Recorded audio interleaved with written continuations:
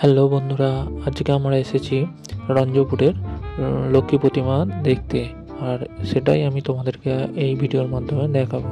তো চলো দেখে নেওয়া যাক।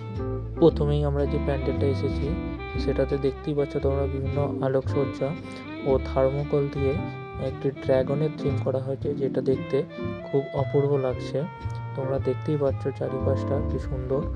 তার সাথে আছে তোমরা এখানের প্রতিমাটাও দেখো, আমরা দেখাবো।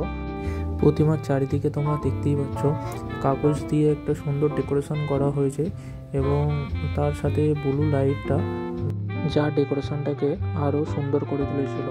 এবং ওপরে সেই কাগজ দিয়ে দেখো একটা সুন্দর ফুলের ডিজাইন করা হয়েছে। এরপর আমরা চলে যাব দ্বিতীয় প্যান্ডেলে। আর যেতে যেতে তোমরা রাস্তাতে দেখতেই পাচ্ছ কত মানুষের সমাগম। আর দেখতে দেখতে আমরা চলে এসেছি আমাদের দ্বিতীয় প্যান্ডেলে। এখন আমরা ভেতরের দিকে যাব এবং ভেতরের প্রতিমাটা দেখব। প্রতিটা প্যান্ডেলেই বেশ ভিড় ছিল, আর প্রতিমাগুলো এত সুন্দর হয়েছিল যে সকলেই প্রতিমার ছবি তুলতে ব্যস্ত।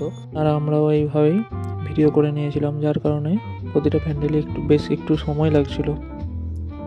আর তোমরা যারা যারা এখানে ঠাকুর দেখতে গিয়েছিলে তোমাদের কোনটা সব থেকে ভালো লেগেছে প্রতিমা অবশ্যই জানিও।